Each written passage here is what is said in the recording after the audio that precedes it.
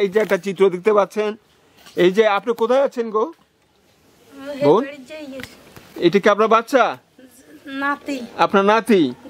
এই যে দেখতে পাচ্ছেন একটি করুণ চিত্র, বন্যার পানিতে মানুষ যে কত করুণ অবস্থায় রয়েছে এই দৃশ্যটি দেখলে সেটা বোঝা যায়।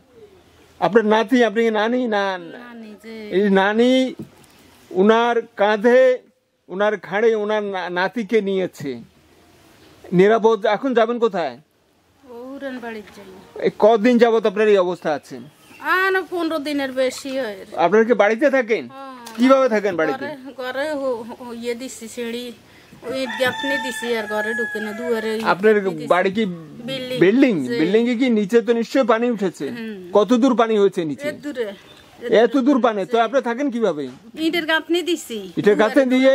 আর বিল্ডিং কি একতলায়? একতলায় একতলা ইটের গাঁথনি দিয়ে তো মানে আর ঘরে ঢুকে না পানি। পানি মানে আপনি উপরে থাকছেন আপনারা?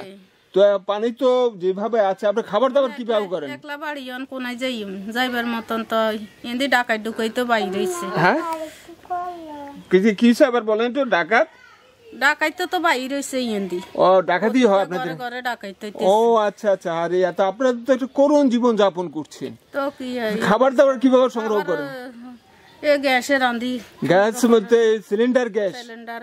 ও উপরে আপনারা যে পাকা করে নিয়েছেন, ইট কেটেছেন, ওর উপরে আপনারা মাচা করে নিয়েছেন, হ্যাঁ, ওর উপরে রান্না করছেন। তাহলে এই যে করুণ চিত্র, আপনাদের প্রত্যেকটা দিন কেমন যাচ্ছে? নিশ্চয়ই একটা কজন আছেন, সদস্য কজন আছেন আপনারা? আমরা 3 জন আছি। 3 জন আছেন? 3 জন কে কে? ঢাকা চলে গেছে। কে কে 3 জন কে কে আছেন? নাতিরা, নানা আছেন, এই মিল 3 জন আছেন। তো এইভাবে দিন কাটাচ্ছেন। তো আপনারা জানেন না যে এর অবসান কখন ঘটবে, কিন্তু আপনারা জানেন না পানি কখন নামবে। এইটাই তো বলতেছি, এখন আমরা তো মনে করছি চলে যাই, আশ্রয় কেন্দ্রে চলে যাই। হ্যাঁ, অন্ত আর যাইতে মারিয়ে না। এই যে একটা করুণ চিত্র, এই যে নাতিকে নিয়ে যাচ্ছে, এটি হচ্ছে বন্যার একটি করুণ ভয়াবহ চিত্র। ঠিক আছে, আসসালামু আলাইকুম।